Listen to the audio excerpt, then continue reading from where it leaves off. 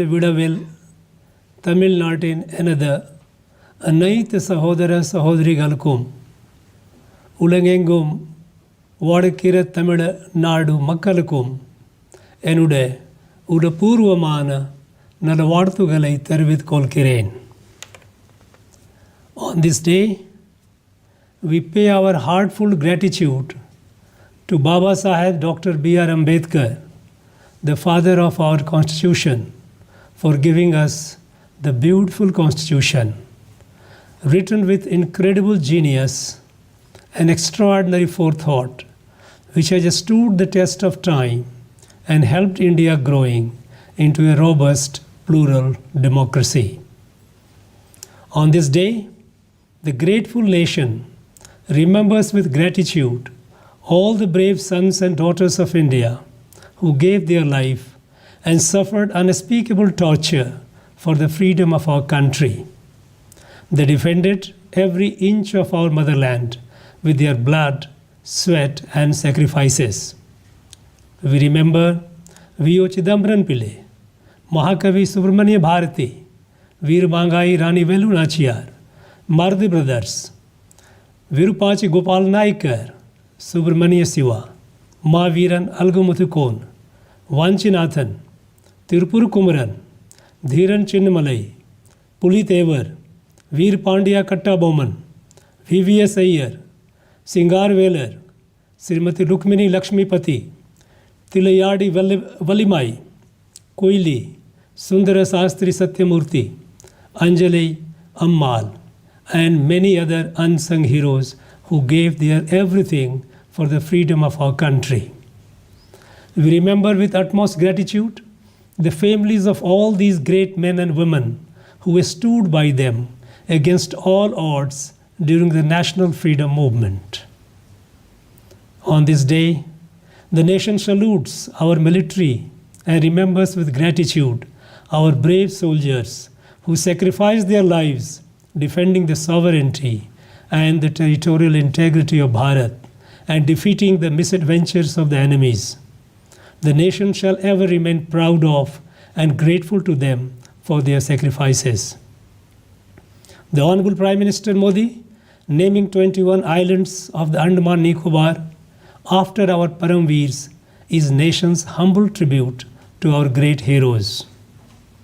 On this day, the nation pays homage to thousands of policemen and women and brave hearts of Central Security Forces who sacrificed their lives fighting the enemies of the nation at the border and within the country and ensuring peace and harmony in the society. They gave their lives defending our sacred constitutional values of secular plural democracy. The nation pays gratitude to our farmers who are the guardians of our nation's food security, who turned our country from food deficient to food surplus. Thanks to our farmers, our food grain production is such that during the last 3 years of the global pandemic COVID, the central government has been able to provide free food grains to some 800 million of our people. Thanks to our farmers, we have also tried to mitigate hunger in several countries of the world by providing food grains. The nation pays respectful tribute to our doctors, health workers, volunteers who, facing threats to their lives, helped and shaped millions of our countrymen and women during the lethal global pandemic. The nation is grateful to our scientists who invented effective vaccines against the COVID in a record short time that helped the country to fight the pandemic with confidence and bounce our economy back to normal within record time, while most of the world is still in recession-like situation. The entire health sector fraternity deserves congratulations for an efficient and exemplary vaccination campaign covering our entire eligible population. The nation shall ever be thankful to our innovators, entrepreneurs and industrialists who build the nation's economy with their enterprise. Today, India is the fastest growing large economy and is among the fastest growing startup ecosystem in the world. I extend my greetings and good wishes to all the sports persons of Tamil Nadu, who with their brilliant performance at national and international levels have made our country and our state proud. The nation can never forget those countless and often unsung heroes who, inspired by their innate sense of service and full dedication, have devoted their lives to providing care and well-being to the poor, the marginalized, the physically disabled and intellectually challenged, deprived and the downtrodden. Our physically disabled and autistic citizens have equal rights to live with dignity. We must pay greater attention to their physical and psychological rehabilitation and emotional well-being. The nation remembers with immense reverence the great sage Tiruvalluvar, great rishis Patanjali, Gorakhnath, Tirumular, the great Nayanars and the Alvars, the great Andal, Avaiyar Patti, Swami Ramanujacharya, and others, whose spiritual compass and moral wisdom not only enriched the Tamil culture, spirituality and civilization, but also shaped the idea and identity of Bharat. We pay tribute to the great literary geniuses of our Sangam eras, whose legacy of great epics reflects the literary richness and intellectual and philosophical depth of Tamil literature and glory of our age-old civilization. We remember the great artists and sculptors and their patron kings, Cholas, Cheras, Pallavas, Pandyas, for leaving behind a chain of magnificent living heritage of temples and other centers of spirituality and culture, which are the bedrock of Tamil culture and identity. Friends, we are proud inheritors of our glorious past. Centuries of predatory invasions and colonizations, though wreaked devastating physical ruins, they could not dampen our culture, our spirit, and our spirituality. Our duty is to restore the glory of Bharat once again. In this endeavor, Tamil Nadu is poised to be the leader. It is because Tamil Nadu is not only a proud inheritor of several thousand years of rich and vibrant civilizational heritage, but with robust fundamentals of health, education, infrastructure, industrial base, and highly skilled human resource, is ideally suited to be the engine of India's resurgence. Friends, today India is not looked upon as a third world country. At every global or multilateral forum, India has a seat of pride, and the Indian leadership is listened to seriously. Unlike in the past, today our country is capable of defending the interest of Indian diaspora across the world. The country is proud of our Tamil global diaspora.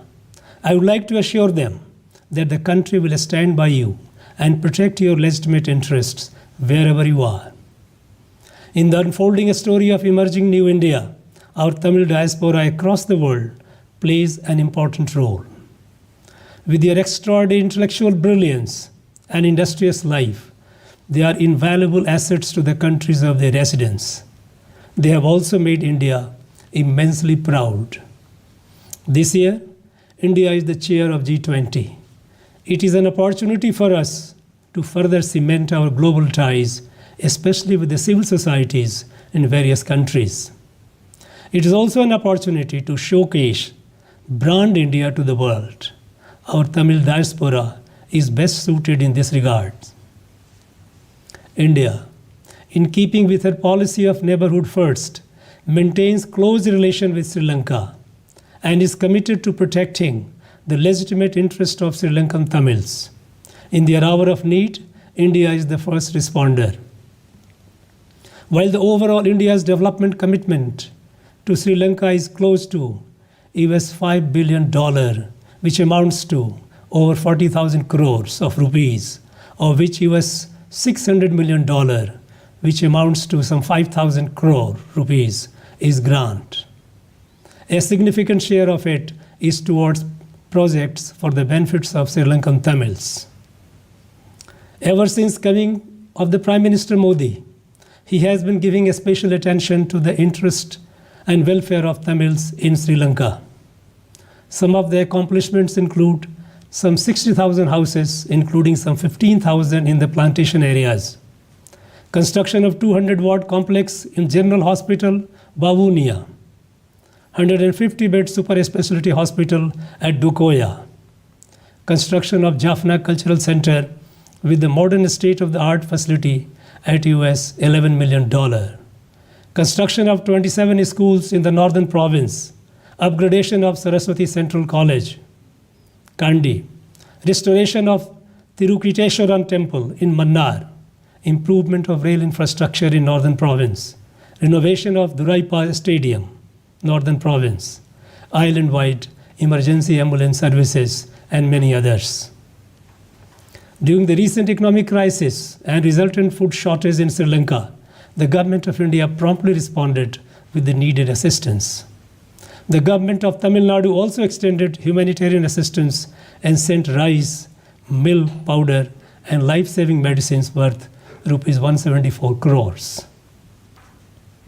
Due to sustained efforts of Government of India, as on date, no Indian fisherman is in Sri Lankan custody. Tamil, perhaps the oldest living language of the world, with its immensely rich heritage of literature and philosophy, is pride of India. The rest of our country must benefit from this priceless wealth. Thanks to various initiatives of Honorable Prime Minister Modi ji for promotion of it in the country. Besides, the Subramania Bharati Chair in Banaras Hindu University for promotion of Tamil, Tamil becoming a medium for writing UPSC examination for higher civil services. Now, the Staff Selection Commission, which is responsible for recruiting a staff for subordinate services in the central government departments, has adopted Tamil as a language of choice for the prospective aspirants. This will give greater opportunities for central government jobs to the aspirants from our state. The Government of India is pushing for Tamil as a language of justice and litigation in the High Court of Madras. During my recent visit to Banaras Hindu University, I had interactions with Tamil faculties and staff, and also non-Tamil students doing diploma courses in Tamil. I was happy to see the enthusiasm of non-Tamil students towards learning Tamil. I was delighted to listen to the boatmen on the river Ganga in Kashi talking fluent Tamil. The recently concluded month-long Kashi Tamil Sangamam, an initiative of Honorable Prime Minister Modi, besides giving opportunities to several thousands of our people from the cross-sections of Tamil Nadu to fulfill their dream of visiting Kashi, it also gave huge impetus to the spread of Tamil language and culture to the rest of the country. Several thousand years of cultural connect between Tamil Nadu and Kashi got rejuvenated. Some 40,000 Tamils living in Kashi for several centuries, with their active participation, further energized this rejuvenation. Prime Minister Modi released copies of our great Tirukural in several Indian languages. Under the dynamic and visionary leadership of Honorable Prime Minister, a new India is taking birth. A confident and capable India, an increasingly self-reliant India, an India proud of her glorious heritage and conscious of her destiny to be the world leader by 2047, an India committed to Vasudhaiva Kutumbakam.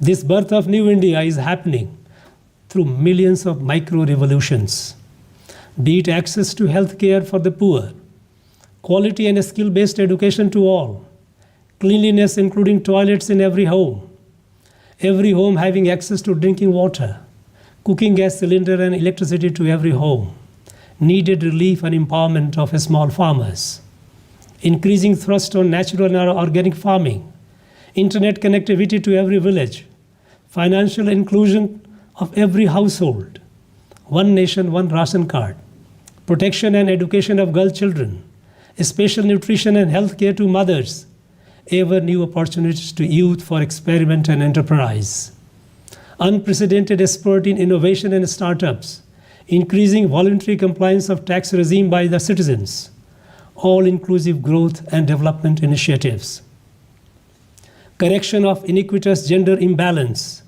unleashing the women power, Nari Shakti, with every sector including defense made open to women, are some of the revolutions propelling the birth of New India. Friends, I am happy that in this historic march forward, our state Tamil Nadu is among the front runners. It is time to give further impetus to this positive revolution. India is the chair of G20. We know how significant are the roles of G20 countries, with 85% of the global GDP in shaping the course of global future. Today, member countries, and indeed the world, has ever greater expectations from India for showing the way into the future. The Hon'ble Prime Minister, like all the Government of India schemes and programs, has made G20 presidency also into a people's movement. G20 events, over 215, will be held in various parts of the country. Our state Tamil Nadu also will host several such events. It is an opportunity for us to showcase Tamil Nadu to the rest of the world. I urge upon our youth, our entrepreneurs, especially women entrepreneurs, our MSME sectors, our institutions of art, culture and spirituality, our Tamil diaspora, to avail themselves of this opportunity to show the world how aspirational and enterprising our youth, including the women. How rich is our culture, including art and Tamil language. How inclusive is our spirituality. Friends, when our country is on historic march forward, we need to remain alert on the forces trying to disrupt the pace of our rise. There are external forces and internal interest groups who are not comfortable with the rise of New India. They are trying to disrupt the pace of development by hyping sectarian and other imaginary issues. They seem determined to disrupt the social, communal and regional harmony. Some are resorting to acts of terror. Popular Front of India is one such terrorist organization. This dangerous organization, committed to disrupt social harmony and destabilize the constitutional order, is externally funded and has operational links with international terrorist organizations. Unfortunately, they have significant presence in our state, Tamil Nadu. They had the audacity to demonstrate their presence with several dozen targeted bomb attacks in the wake of Government of India banning it. The aborted major terror attack in Coimbatore further shows their continuing links with international terrorists. While the law enforcement agencies are expected to deal with them sternly, our citizens must remain alert in this regard and also assist the law enforcement with timely information on their presence and activities. In our march into the future, we must ensure that our women's potential is optimally harnessed. We must ensure that no section of our society remains marginalized and behind. We must pay special attention to our brothers and sisters of scheduled castes and scheduled tribes. Besides affirmative actions to empower women, scheduled castes and scheduled tribes, we must ensure that crimes against them are meted with swift justice. The poor conviction rate in crimes against women, especially rapes of Dalit women, is not acceptable. Perpetrators of crimes against women and Dalits must be met with the full force of justice. Friends, our ancient temples are our heritage and our identity. Our temples are the fountainheads and watering holes of our culture, which is our identity. The soul of a temple is a spirituality. This spirituality is the soul and source of our Tamil art and culture, including dance, music and songs. Some people tend to look at our temples merely as pieces of art and culture. This is grossly unfair. Stripped of a spirituality, it is like a body without soul, a dead body. Such a forensic view of temples will lead to destruction and distortions of not only our proud heritage, but also our identity and culture. We must preserve our temples in fullness of their being. In this regard, observations of the UNESCO Commission set up by the Honorable Madras High Court on the maintenance of our temples and crucial directions of the court deserve urgent attention. My dear brothers and sisters of Tamil Nadu, we are at a crucial moment in the history of our country and the world. The existing world order that emerged in the wake of Second World War has proved grossly inadequate to the existential challenges like climate crisis, proliferation of weapons of mass destructions, devastating wars, global pandemics, and others facing the world. In many ways, these challenges are byproducts of this very world order. At this juncture, the world looks at India with hope and expectation to lead the way into a safe and sustainable future. In significant ways, we have already begun discharging our leadership responsibilities. In order to fulfill the hope and expectations of the world, India has to be fully developed and self-reliant. Our Make in India and Vocal for Local campaigns have begun paying encouraging dividends. In many areas, including defense, we are moving on the path of self-reliance. We are fortunate to be at an age when we are a proud witness and committed participants in our national journey. I urge you all to be conscious of it in all your endeavors. Friends, our Constitution guarantees our fundamental rights and privileges. At the same time, our Constitution also expects us to fulfill our fundamental duties. On this occasion, let us commit ourselves to our constitutional duties. This alone will ensure the rise of India, of our freedom fighters' dream. I once again wish you all a very happy 74th Republic Day. Nandri, Valaga Tamil Nadu, Valaga Bharatam.